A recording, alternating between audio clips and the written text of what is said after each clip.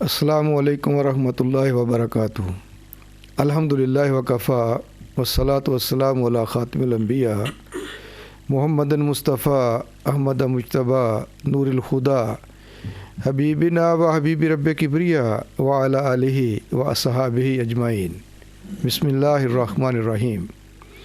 ناظرین، پروگرام الف لام میم کے ساتھ میں ہوں آپ کا میزبان میاں ثناء اللہ۔ آج میرے ساتھ پروگرام کے لیے جو انتہائی فاضل شخصیات تشریف فرما ہیں، میں ان کا تعارف کروا دیتا ہوں۔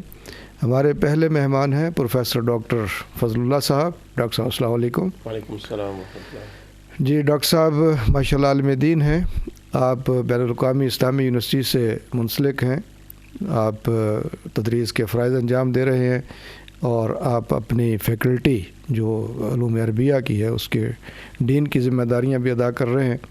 آپ کا اہل علم کے ہاں ایک بڑا معتبر نام اور مقام ہے، ذرائع ابلاغ میں بھی جانی پہچانی شخصیت ہیں۔ آپ کی شفقت ہے کہ جب بھی ہم آپ کو دعوت دیتے ہیں آپ قبول فرماتے ہیں۔ آج بھی آپ تشریف لائے، میں آپ کو پروگرام میں خوش آمدید کہتا ہوں۔ جی ناظرین، آج کے ہمارے دوسرے مہمان ہیں ڈاکٹر اکرام الحق الازہری صاحب۔ ڈاکٹر صاحب السلام علیکم۔ وعلیکم السلام ورحمۃ اللہ وبرکاتہ۔ جی ڈاکٹر صاحب بھی ماشاء اللہ عالم دین ہیں، آپ معلم بھی ہیں، مدرس بھی ہیں۔ اس سے قبل آپ صدر ہاؤس میں خطابت کی ذمہ داریاں ادا کرتے رہے ہیں اور آج کل بھی آپ تدریس سے منسلک ہیں، بین الاقوامی اسلامی یونیورسٹی میں آپ تدریس کے فرائض انجام دیتے ہیں۔ آپ کا اپنا ایک معتبر نام و مقام ہے اہل علم میں بھی اور ذرائع ابلاغ میں بھی۔ آپ کی بھی خصوصی شفقت ہے کہ جب بھی آپ کو ہم دعوت دیں آپ قبول فرماتے ہیں۔ آج بھی تشریف لائے، میں آپ کو بھی خوش آمدید کہتا ہوں۔ ناظرین، آج ہماری گفتگو کا موضوع ہے مقام صبر۔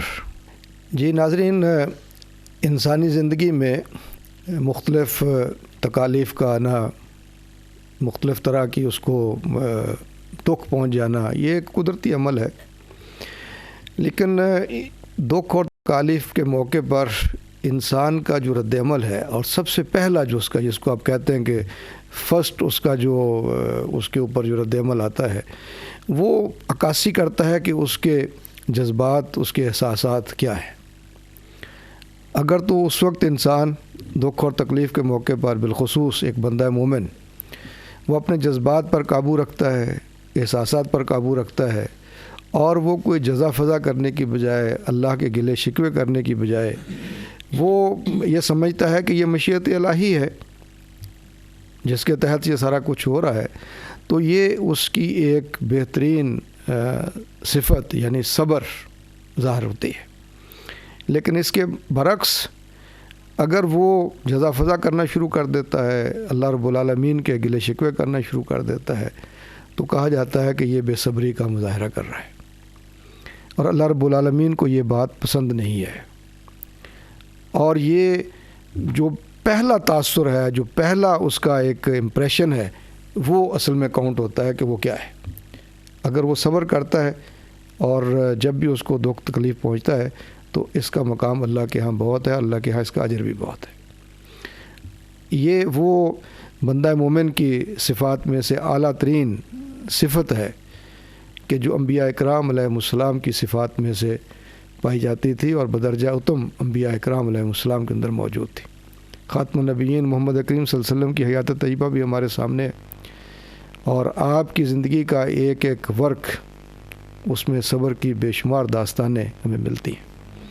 اللہ رب العالمین نے خود حکم دیا اپنے پیارے حبیب صلی اللہ علیہ وسلم کو کہ آپ صبر کیجئے، بس پھر حکم رب کا فائنہ کا بِأَعْیُنِنَا، کہ بے شک آپ ہماری آنکھوں کے سامنے ہیں، دکھ تکالیف جو پہنچ رہے ہیں اس پہ آپ صبر کا مظاہرہ کیجئے۔ اور پھر ناظرین آپ جانتے ہیں کہ یہ وہ بہترین صفت ہے انسان کی کہ جس کو اختیار کرنے والوں کو اللہ رب العالمین اپنی مدد کا وعدہ کرتا ہے۔ ان اللہ مع الصابرین، کہ بے شک اللہ صبر کرنے والوں کے ساتھ۔ اور دو چیزیں جن کے ساتھ اللہ نے اپنی مدد کو میں سمجھتا ہوں مشروط کیا ہے، جس کی ہم مزید وضاحت دونوں اپنے فاضل علماء اکرام سے کریں گے، ان میں سے نماز اور صبر، مستعین بالصبر والصلاۃ، اور مدد حاصل کرو، یعنی کس کی مدد؟ اللہ رب العالمین کی، صبر کے ساتھ اور نماز کے ساتھ۔ یہ نبی علیہ الصلوۃ والسلام کی حیات طیبہ، اس سے پہلے جتنے انبیاء اور رسول گزرے ہیں ان کی حیات طیبہ ہمارے سامنے ہے. پھر نبی علیہ الصلوۃ والسلام کے تیار کردہ صحابہ کرام، صحابیات، امہات المومنین، اہل بیت رضوان اللہ علیہم اجمعین، سب کی زندگیوں میں ہم جو چیز دیکھتے ہیں وہ صبر نظر آتی ہے. مشکلات آئیں، غم کے پہاڑ ٹوٹے، لیکن کبھی کسی نے بے صبری کا مظاہرہ نہیں کیا. ہمیشہ جب بھی مصیبت آئی تو اللہ رب العالمین کے حکم کے مطابق، تعلیم کے مطابق یہی کلمات ہمیشہ زبان پر آئے، انا للہ و انا الیہ راجعون. اور پھر اللہ نے جو وعدے کیے ہیں وہ زندگی کے اندر بھی ہم دیکھتے ہیں ان پر پورے ہوئے، اور آخرت کے جو انعامات ہیں وہ اللہ کی طرف سے ملتے ہیں. تو آج ہم نے یہ موضوع اس لیے منتخب کیا ہے کہ ہمارے معاشرے میں اس وقت ہم دیکھتے ہیں کہ بے صبری بڑھتی جا رہی ہے، لوگوں کے اندر کہیں ٹھہراؤ نہیں ہے، اور اس کی وجہ سے پھر دیکھتے ہیں کہ کتنا انتشار بھی معاشرے کے اندر پھیلا ہوا نظر آتا ہے. کاش کہ ہم انفرادی طور پر، اجتماعی طور پر اس صفت کو اختیار کر لیں تو ہمارے بہت سے سماجی، ہمارے بہت سے سیاسی، ہمارے بہت سے معاشی یہ مسائل بھی، گھریلو مسائل بھی حل ہو سکتے ہیں. میں گفتگو کا آغاز کرتا ہوں پروفیسر ڈاکٹر فضل اللہ صاحب سے. ڈاکٹر صاحب، سب سے پہلے تو ہم آپ سے یہ جاننا چاہیں گے کہ قرآن مجید فرقان حمید میں اللہ رب العالمین نے جو صبر کا مقام، مفہوم اور اہمیت خود بیان فرمائی ہے وہ ذرا ناظرین تک پہنچائیں گے. بسم اللہ الرحمن الرحیم، الحمد للہ رب العالمین، والصلاة والسلام علی سید المرسلین وعلی آلہ واصحابہ اجمعین. بہت شکریہ. سب سے پہلے میں آپ کا تہ دل سے شکر گزار ہوں کہ اس اہم موضوع پر گفتگو کے لیے مجھے بلایا ہے. جس طرح آپ نے اس کی وضاحت ابتدائی گفتگو میں کی، صبر قرآن مجید کے مصطلحات، قرآن مجید میں استعمال ہونے والے ٹرمینالوجی میں سے ایک اہم مصطلح ہے، اور اس کا بہت وسیع مفہوم اس کے اندر موجود ہے. اگر بنیادی طور پر اس کے زبان کے حوالے سے دیکھ لیں، عربی زبان میں صبر کا جو مطلب ہے وہ اپنے آپ کو کسی چیز سے منع کرنا، کسی جگہ پہ جا کے رک جانے کو صبر کہا جاتا ہے. جی. لیکن اصطلاح شریعت میں صبر جب آئے گا تو اس کا مطلب یہ ہوگا اللہ رب العزال کی اطاعت کے ساتھ اپنے نفس کو پابند کرنا، جی، اور اللہ رب العزال کے محرمات سے اپنے کو بچانا. تو اس لحاظ سے اس کا مفہوم بہت وسیع ہے. یہ سیدنا علی رضی اللہ عنہ فرماتے ہیں الصبر من الایمان بمنزلۃ الرأس من الجسد، کہ صبر کا مقام اسی طرح ہے جس طرح انسان بدن میں سر کا ہے. سبحان اللہ. صبر فإذا ذهب الصبر ذهب الایمان، اگر صبر نہیں رہا تو ایمان نہیں رہا. اور صبر جب بھی صبر آتا ہے یہ شکر کے مقابل آتا ہے. حضور صلی اللہ علیہ وسلم نے فرمایا ایمان دو چیزوں کا مجموعہ ہے، ایک صبر ہے، ایک شکر ہے. انسان دونوں حالتوں سے خالی نہیں ہوتا، یا وہ کسی تکلیف میں ہوتا ہے تو وہاں صبر ہے، اگر اللہ رب العزال کی طرف سے کوئی نعمت آ جاتے ہے تو وہاں شکر کرتا ہے. اور صبر کا ایک مفہوم یہ بھی ہے کہ آپ اب تغلیب القوات المرغبہ الی الخیرات علی القوات المغریہ علی الشر، کہ آپ اپنے اندر ان قوتوں کو آپ غلبہ دے دیں جو آپ کو خیر کی طرف بلا رہی ہیں، ان قوتوں پر جو آپ کو شر کی طرف بلا رہی ہیں. جی. تو اس لحاظ سے صبر کا مقام قرآن مجید میں وسیع بھی ہے اور بہت اہم بھی ہے. اللہ رب العزال بار بار مسلمانوں کو یہ اور اپنے رسول صلی اللہ علیہ وسلم کو، دوسرے انبیاء کو یہ مخاطب کر کہہ رہا ہے کہ زندگی امتحان ہے، اور اس امتحان میں مختلف قسم کے آپ کو حالات سے گزرنا پڑتا ہے. تو کامیابی کی جو کنجی ہے وہ صبر ہے. انتظار کرو، اللہ رب العزال کے فضل کا انتظار کرو، اور کبھی بھی اپنی مبادیات کو، اپنے اصولوں کو چھوڑے بغیر آپ اچھے وقت کا انتظار کرتے رہیں اور اپنے اصولوں کو مت چھوڑیں. اسی طرح جس طرح اللہ فرماتے ہیں یا ایھا الذین آمنوا اصبروا وصابروا ورابطوا لعلکم تفلحون واتقوا اللہ لعلکم تفلحون. سورہ آل عمران کی آیت ہے. اے مسلمانوں، خود بھی صبر کرو، دوسروں کو بھی صبر کی تلقین کرو، اور اللہ رب العزال کے احکام میں ہمیشہ تیار رہو، اللہ سے ڈرو تاکہ تمہیں فلاح ہو جائے. اس کا مطلب یہ ہے کہ بنیادی طور پر صبر جو ہے فلاح کی کنجی ہے. اسی طرح اپنی رسول صلی اللہ علیہ وسلم کو خطاب کر کے فرماتا ہے وصبر ان اللہ مع الصابرین، وصبر فإن اللہ لا یضیع اجر المحسنین. یہ قرآن کی مختلف آیات ہیں مختلف جی جگہوں پہ. جی صبر کرو، تھوڑا سا ٹھہر جاؤ، رک جاؤ، اللہ آپ کے ساتھ ہے، صابرین کے ساتھ ہے. جب اللہ صابرین کے ساتھ ہے تو آپ تو صابرین کے سربراہ ہیں، اللہ آپ کو اکیلا نہیں چھوڑے گا. اور صبر کرو فإن اللہ لا یضیع اجر المحسنین. جو انسان احسان کرتا ہے اللہ کے ساتھ ان کا تعلق اور مخلوق کے ساتھ تعلق اور آپس میں ان کے جو معاشرے کے ساتھ تعلق اگر احسان پر مبنی ہے، اگر اپنی کام کو، اگر اپنی ذمہ داری کو مکمل توجہ کے ساتھ آپ ادا کرتے ہیں، اس کے مطابق آپ کو صلہ نہیں مل رہا تو آپ نے پریشان نہیں ہونا. جی اللہ رب العزت اس دنیا میں بھی اور اس دنیا میں بھی آپ کو بدلہ دے گا.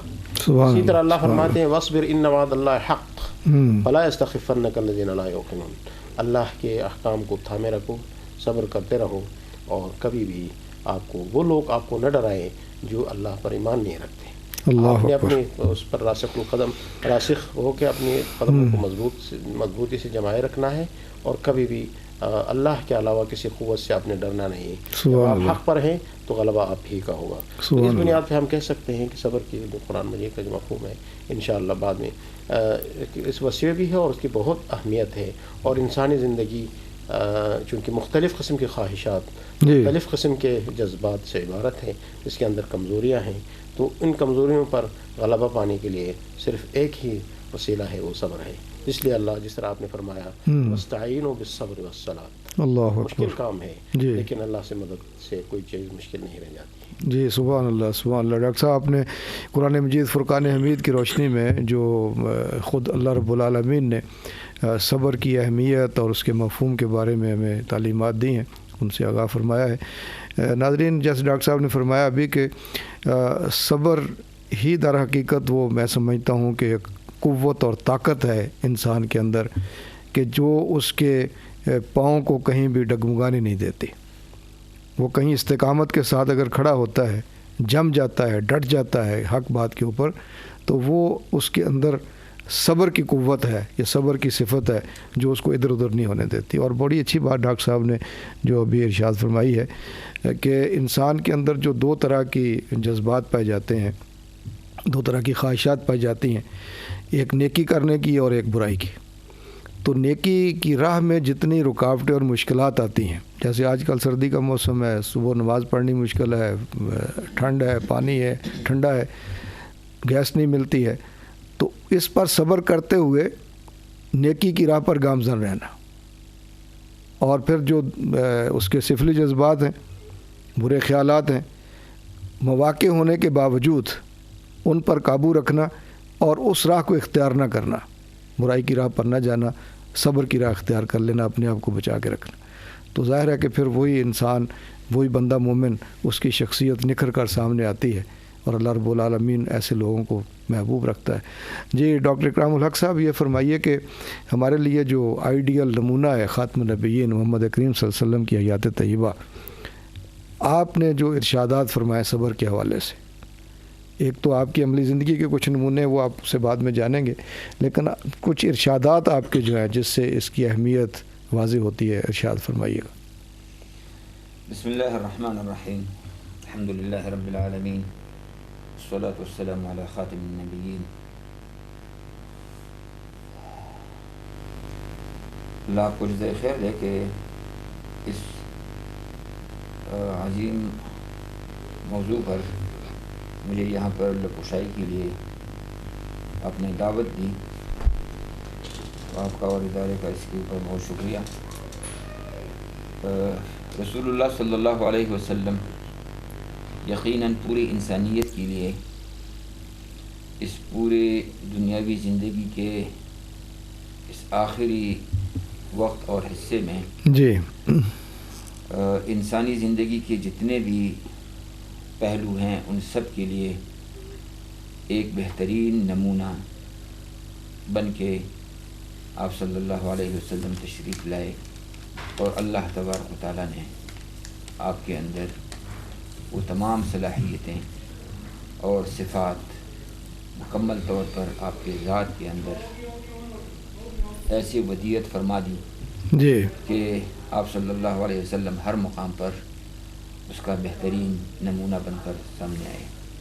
اللہ تو اکبر۔ انسانی زندگی کے اندر بہت سارے اتار چڑھاؤ آتے ہیں، تو رسول اللہ صلی اللہ علیہ وسلم کی زندگی عملی طور پر، آپ صلی اللہ علیہ وسلم کے فرمودات قولی طور پر، یہ پوری انسانیت کے لیے عمومی طور پر، اور اہل ایمان اور رسول اللہ صلی اللہ علیہ وسلم پر یقین رکھنے والے اور ایمان رکھنے والوں کے لیے خصوصی طور پر وہ مشعل راہ ہیں۔ جی تو ڈاکٹر صاحب نے بہترین گفتگو فرما دی، اور آپ نے بھی فرما دی کہ صبر علی المعصیہ اور صبر علی الطاعہ، یہ دو چیزیں ہیں۔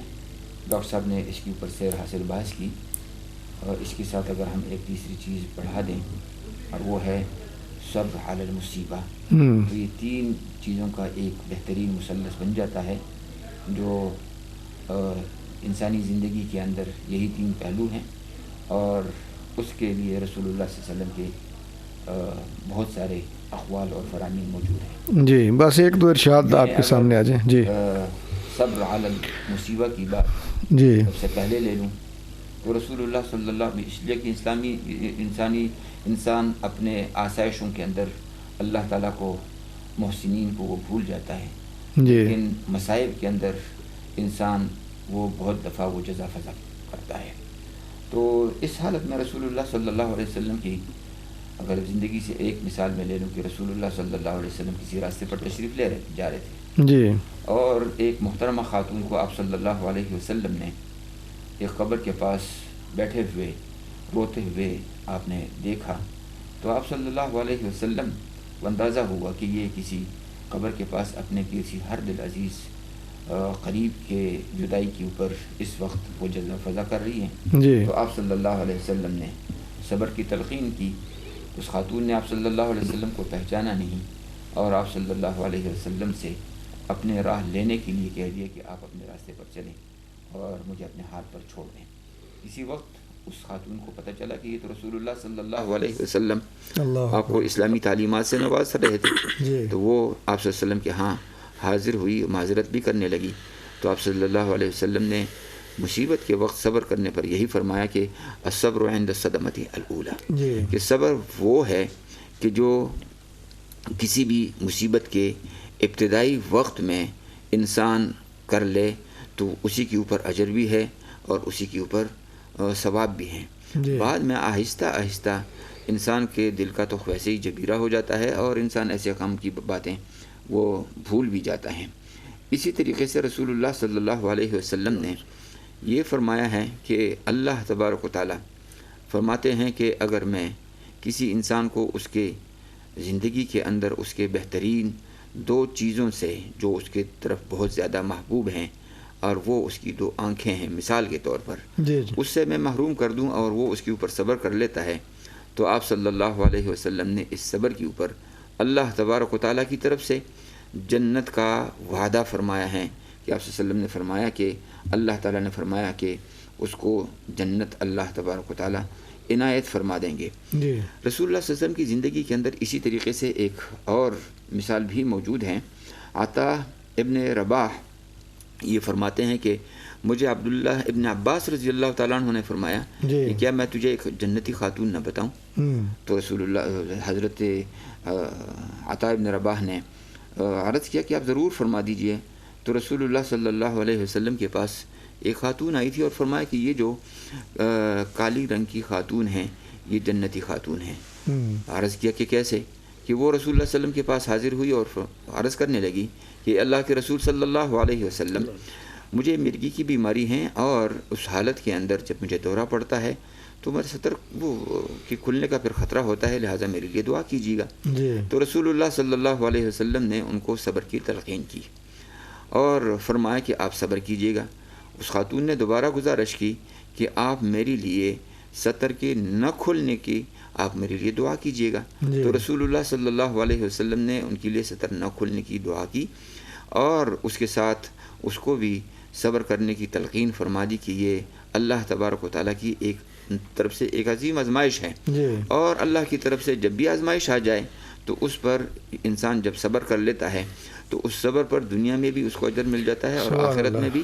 اور اللہ تبارک و تعالیٰ اس صبر کی وجہ سے ان کے معاملات بہت زیادہ آسان فرما دیتے ہیں اور آسانی ہو جاتی ہیں. جی بہت اچھی آپ نے مثالیں ڈاکٹر صاحب ارشاد فرمائی ہیں.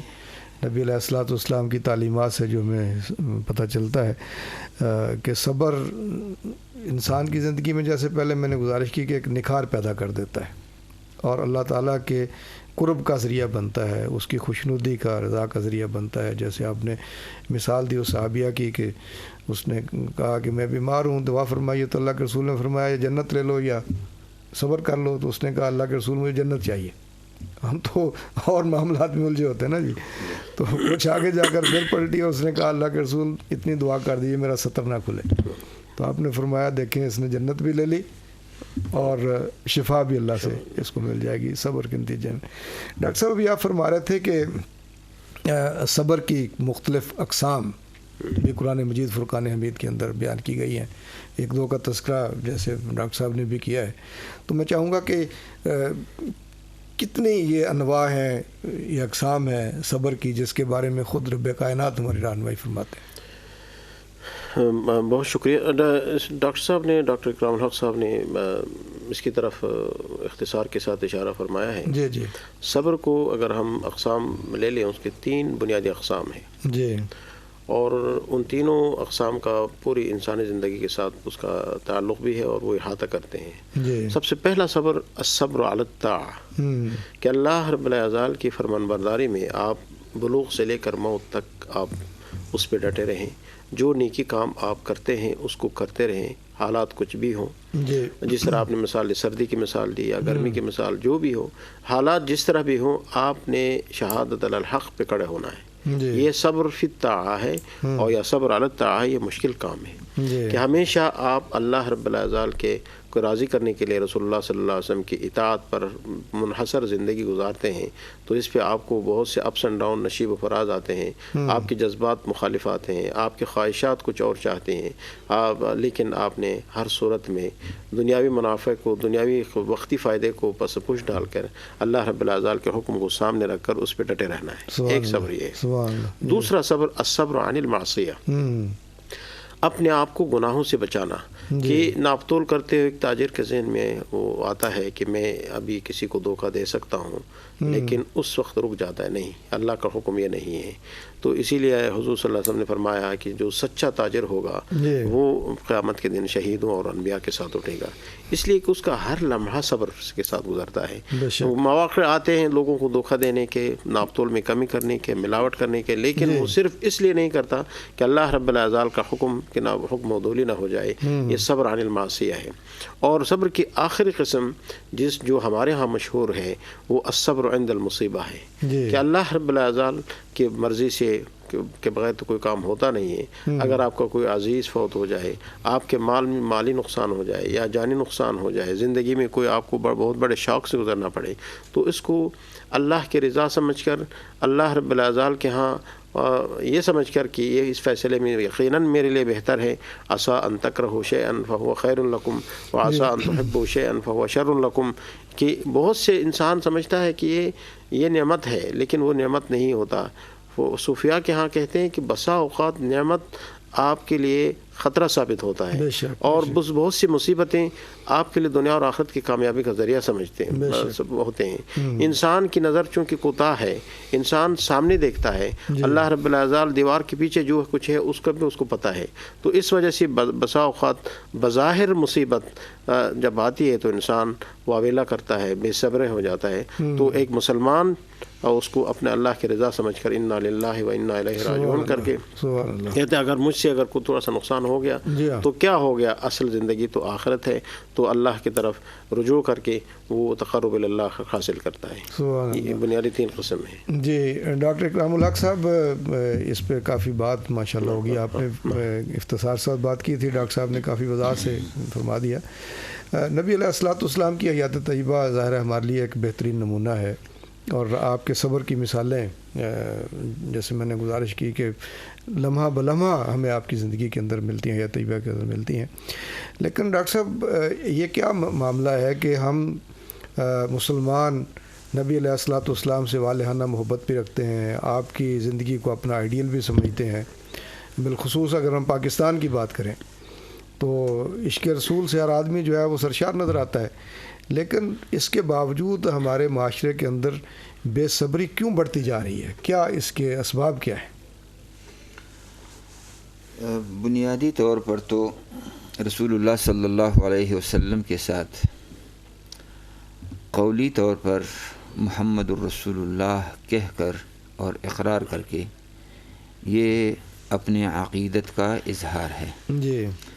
اس عقیدت کا اظہار رسول اللہ صلی اللہ علیہ وسلم اور اللہ تبارک و تعالیٰ کو عملی طور پر ہمیشہ کے لیے انسان کے زندگی کے ہر موڑ پر اور ہر لمحے چاہیے. جی.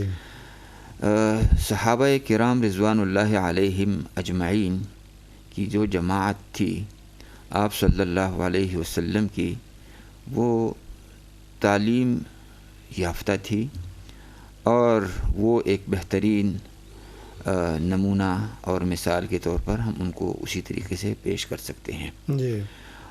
آپ صلی اللہ علیہ وسلم کہ محمد الرسول اللہ کا یہ اقرار کر کے ان کے سامنے ہمیشہ کے لیے اس عقیدے کا عملی طور پر اپنے آپ کو پیش کرنا اور ثابت قدم رہنا، جی. یہ ان کو مطلوب تھا. تو ہمارے ہاں صرف رسول اللہ صلی اللہ علیہ وسلم کے ساتھ یہ قولی اقرار تو بدرجہ اتم وہ موجود ہے، جی. لیکن جب اس کا عملی وقت آ جاتا ہے تو ہم یہ سارے تعلیمات آپ صلی اللہ علیہ وسلم کے وہ پس پشت ڈال دیتے ہیں، اور اس وقت جو پیش آمدہ مسائل ہوتے ہیں اس سے ہم عقلی طور پر ایسے مغلوب ہو جاتے ہیں کہ آپ صلی اللہ علیہ وسلم کے فرامین اور آپ صلی اللہ علیہ وسلم کی عملی زندگی وہ ہمارے ذہن سے، ہماری نگاہ سے وہ اوجل ہو جاتی ہیں. اس بنیاد پر پھر معاشرے کے اندر ہر قسم کی بے صبری کی کیفیت آ جاتی ہے، اس ہیجانی کیفیات کی بنیاد پر کہ جن کو مغلوب کرنے کے لیے رسول اللہ صلی اللہ علیہ وسلم نے ہمیشہ کے لیے عملی طور پر خود اپنے آپ کو پیش بھی فرمایا، اور آپ صلی اللہ علیہ وسلم نے ارشادات بھی فرمائے.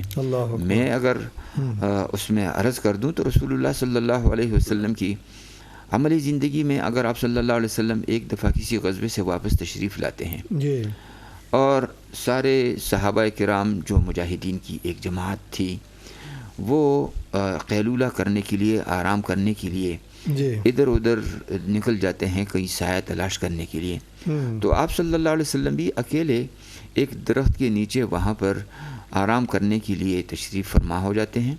آپ صلی اللہ علیہ وسلم کی آنکھ لگ جاتی ہے، آپ صلی اللہ علیہ وسلم اپنی تلوار کو ایک درخت کے ساتھ لٹکا لیتے ہیں.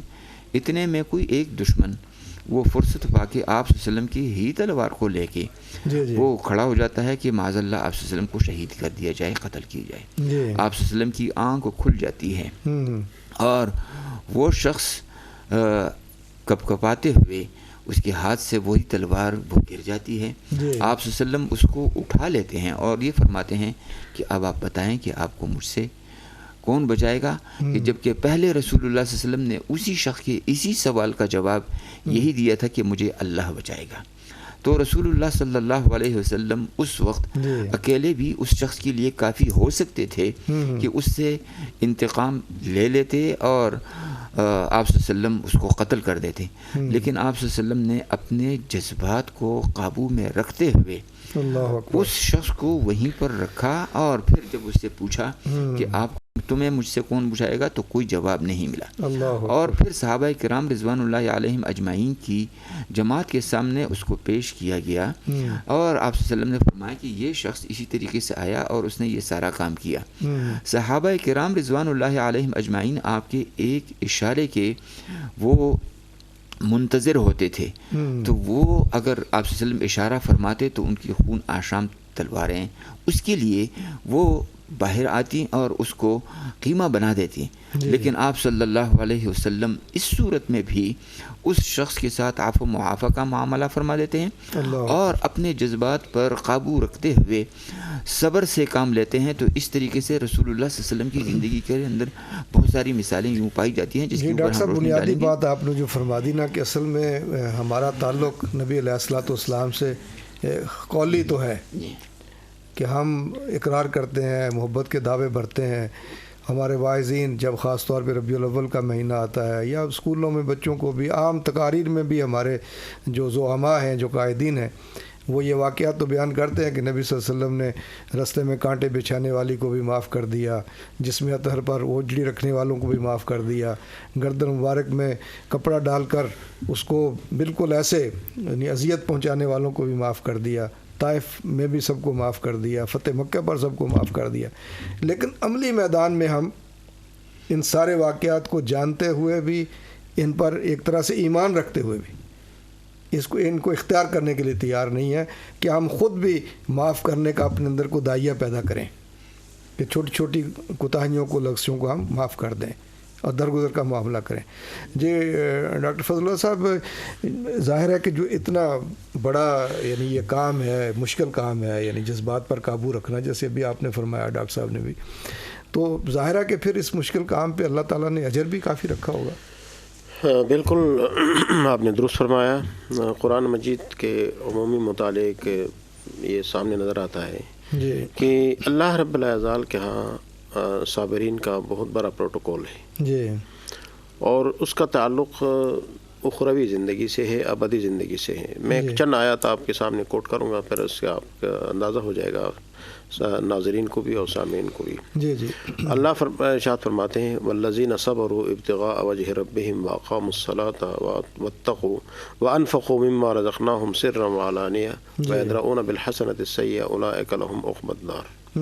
وہ لوگ جو اللہ کی رضا کے لیے زندگی میں صبر اپناتے ہیں اور نماز کو قائم کرتے ہیں اور اللہ رب العزت نے جو رزق انہوں نے دیا ہے ان میں سے خرچ کرتے رہتے ہیں، لوگوں کے سامنے بھی اور چپکے سے بھی، اور برائی کا بدلہ اچائی سے دیتے ہیں، تو ان کے لیے آخر آخری انجام ان کا بہتر ہے.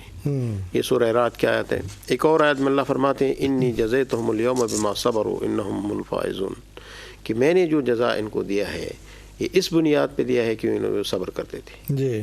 ایک اور آیت میں فرماتے ہیں اولئک یجزون الغرفۃ بما صبروا ویلقون فیہا تحیۃ وسلاما خالدین فیہا حسنت مستقرا ومقاما.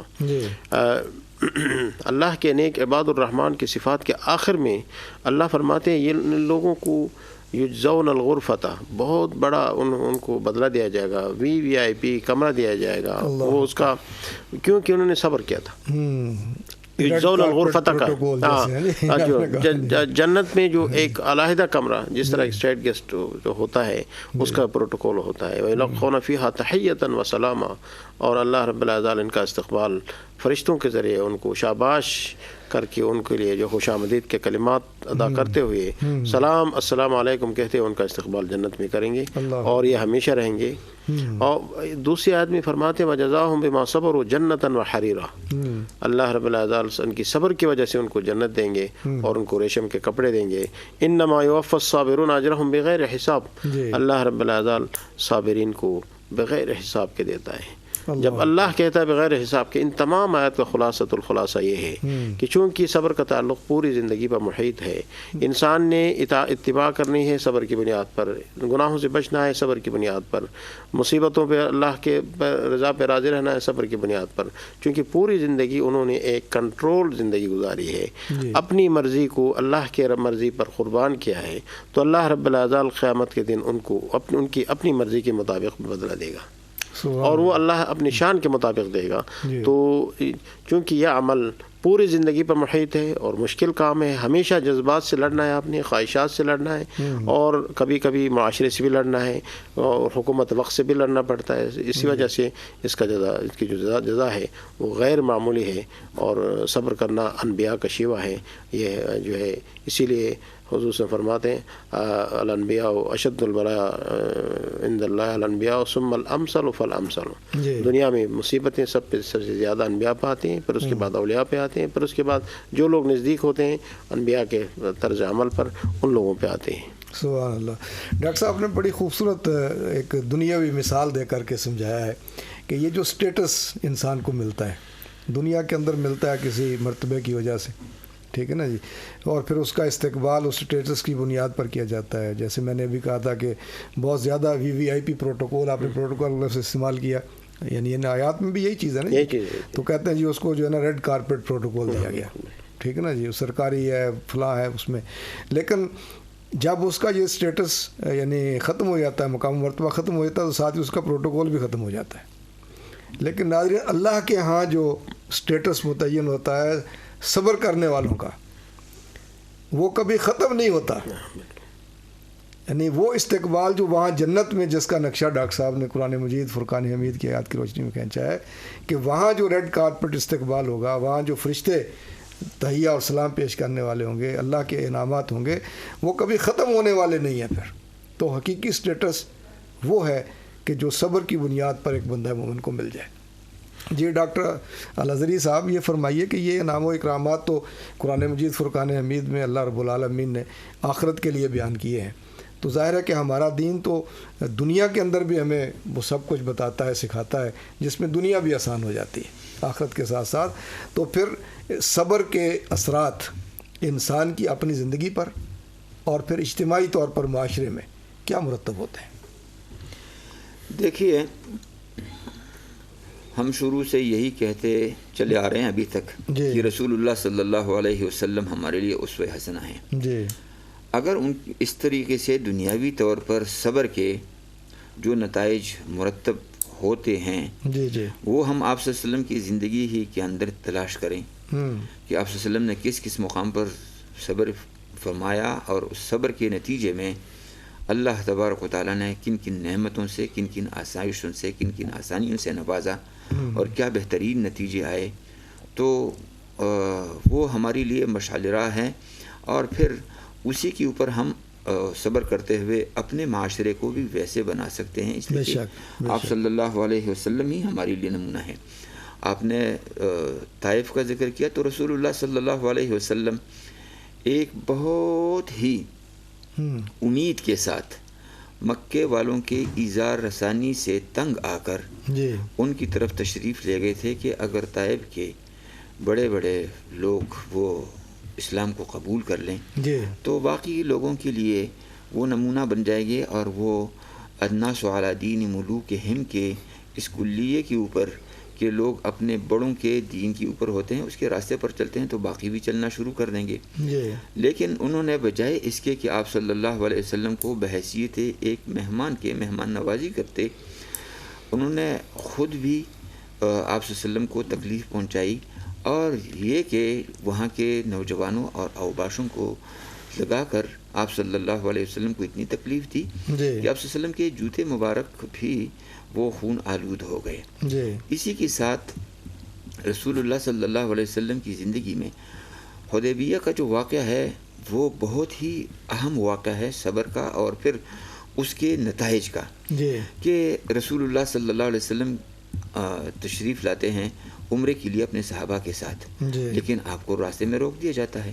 حضرت عثمان رضی اللہ تعالیٰ عنہ کی شہادت کی ایک محزن اور علیم اور غمناک جھوٹی خبر وہ مشہور ہو جاتی ہے کہ ان کو شہید کر دیا گیا. ان کے انتقام کے لیے سارے صحابہ وہ بیعت لیتے ہیں کہ ہم انتقام لیں گے. اتنے میں کفار آ جاتے ہیں، اور آپ صلی اللہ علیہ وسلم ان کے ساتھ حدیبیہ کے مقام پر ان کی کھڑی شرائط کو مانتے ہوئے آپ صلی اللہ علیہ وسلم ایک صلح تحریر فرما دیتے ہیں.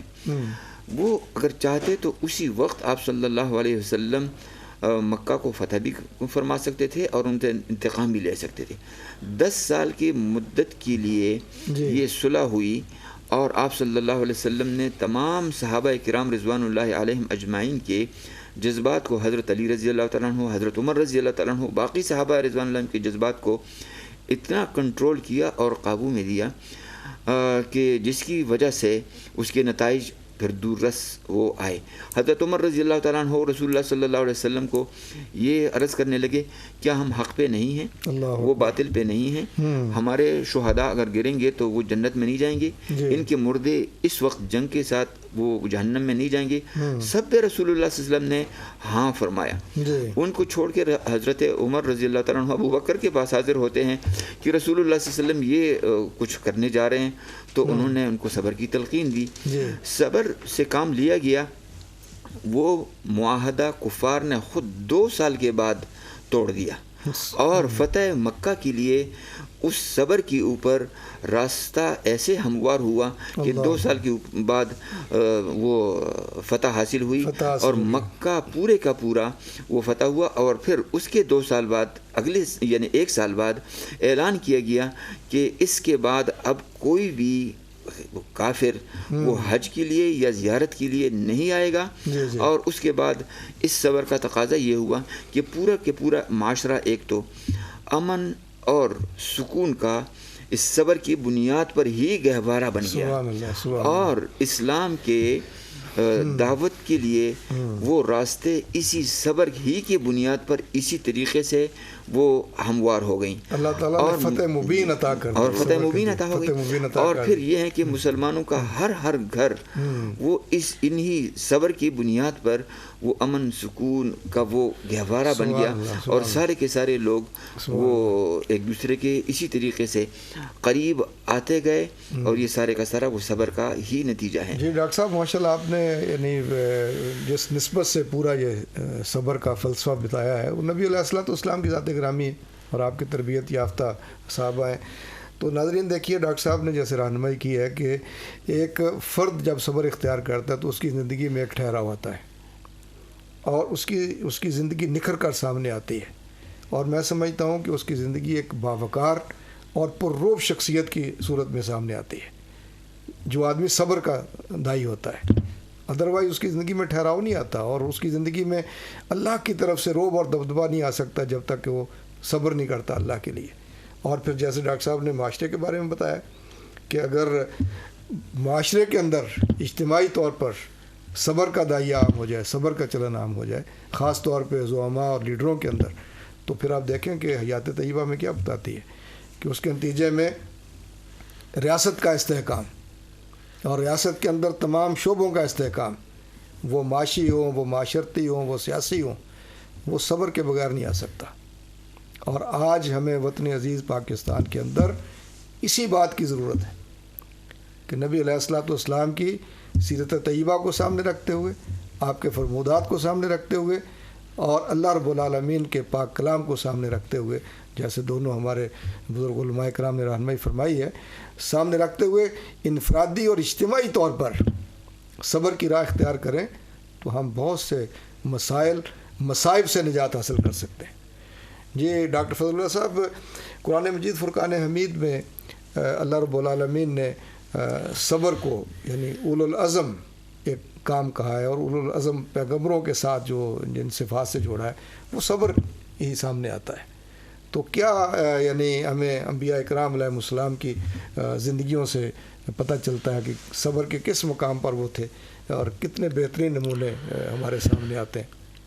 جس طرح آپ نے فرمایا، اللہ رب العزت فرماتے ہیں اپنے رسول کو مخاطب کرتے ہوئے، وَاصْبِرْ كَمَا صَبَرَ أُولُو الْعَزْمِ مِنَ الرُّسُلِ، اے میرے نبی آپ صبر کریں جس طرح میرے اولو العزم ہمت والے میرے نبیوں نے صبر کیا تھا. اگر ہم قرآن مجید پر کے جو انبیاء کے جو واقعات ہیں ان پر طائرانہ نظر ڈالیں تو اس میں سب سے پہلا نبی حضرت نوح علیہ السلام ہے جو صبر سے عبارت ہے. فلبث فیہم الف سنۃ الا 50 عاما، تقریباً 950 سال اس نے دعوت میں گزاری. یہ صبر کا نتیجہ تھا. ورنہ بندہ جو ہے ایک انسان ہونے کے ناطے وہ اتنا دعوت کے میدان میں اتنا صبر کیا کہ صبر کرنے کا حق ادا کیا. اسی طرح ابو الانبیاء ابراہیم علیہ السلام جو حضور صلی اللہ علیہ وسلم کے جد امجد بھی ہیں، اگر آپ اس کی زندگی پوری زندگی کو دیکھیں تو اس میں صبر ہے. وَإِذِ ابْتَلَىٰ إِبْرَاهِيمَ رَبُّهُ، اللہ رب العزت نے اس کو آزمایا. فَأَتَمَّهُنَّ، وہ سب امتحان پہ پورا اترا، صبر سے پورا اترا. اس کو آگ میں ڈالا گیا، اس کو اپنے وطن سے نکالا گیا. اللہ رب العزت نے کہا میرے راستے میں اپنے بیٹے کو قربان کرو، اس نے قربان کر دی. تو اس وجہ سے وہ انبیاء حضور صلی اللہ علیہ وسلم کے علاوہ تمام انبیاء کے سردار ٹھہرے، اور تمام امتیں اس کا جو ہے اس کا احترام کرتے ہیں اسی صبر کی بنیاد پر. اسی طرح موسیٰ علیہ السلام ہے. موسیٰ علیہ السلام نے وقت کے اس طاقت سے ٹکرایا کہ جس نے کہا تھا کہ انا ربکم الاعلی، میں سب سے بڑا رب ہوں.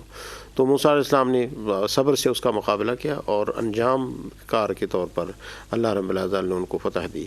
اسی طرح انسانی زندگی میں کبھی کبھی آپ کے ذات پر، آپ کے بدن پہ کوئی بیماری آتی ہے. اس کا نمائندہ رسول ایوب علیہ السلام ہے.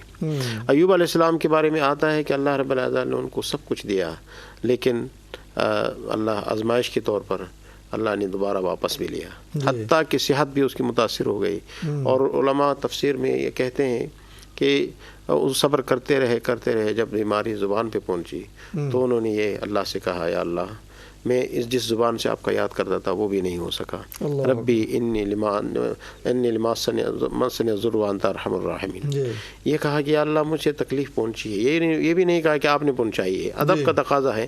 ربی انی مسنی الضر وانت ارحم الراحمین، مجھے تکلیف پہنچی ہے، آپ اس ارحم الراحمین ہیں. آپ دیکھ لیں اس کے بعد اللہ رب العزت نے اس سے نکالا اور دوبارہ اس کو صحت سے نعمت سے نوازا، دوسرے نعمتوں سے نوازا. اسی طرح ایک اور نبی ہے یعقوب علیہ السلام، جو بہت ایک معزز اللہ کے نبی ہیں. اس کے بیٹے بھی نبی ہیں، اس کا والد بھی نبی ہے. تو اس نے جو ہے نا اپنے بیٹے کی فراق پہ صبر کی.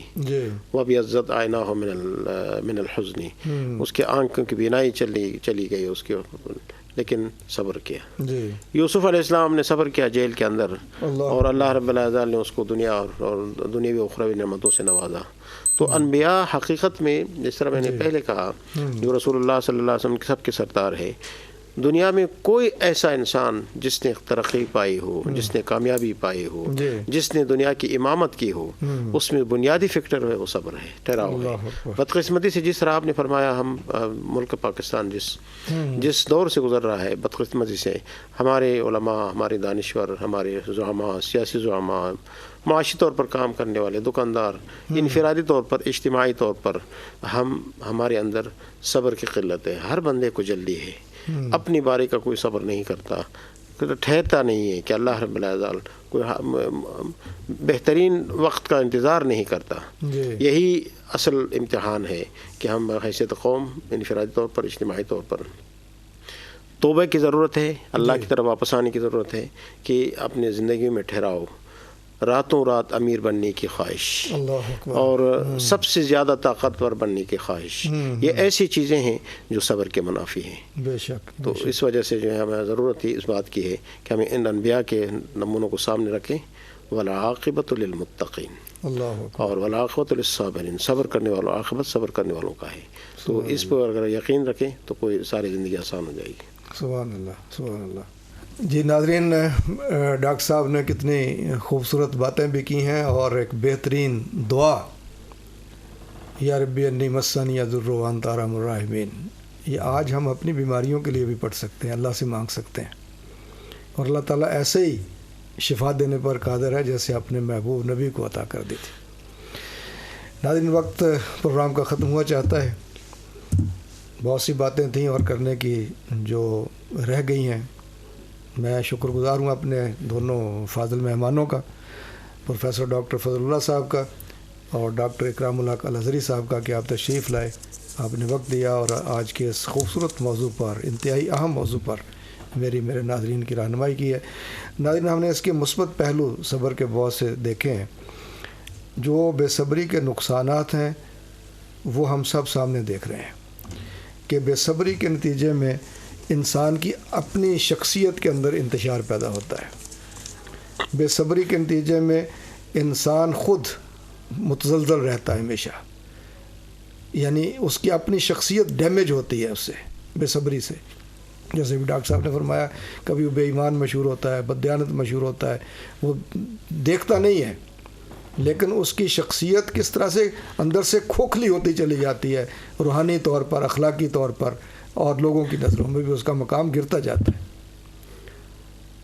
اور اسی طرح سے اگر پورا معاشرہ، جیسے آج بدقسمتی سے ہم اس کا شکار ہیں، وہ بے صبری کا شکار ہو جاتا ہے، پھر معاشرے کے اندر انتشار آتا ہے، معاشرہ لرزنا شروع ہو جاتا ہے، استحکام نہیں رہتا اس کے اندر. آج ہمیں صبر اختیار کرنے کی ضرورت ہے، اور وہ اسی وقت ہو سکتا ہے جیسے دونوں ہمارے علماء کرام نے رہنمائی کی ہے کہ ہم قرآن مجید فرقان حمید سے اور نبی علیہ الصلوۃ والسلام کی سیرت سے جڑ جائیں.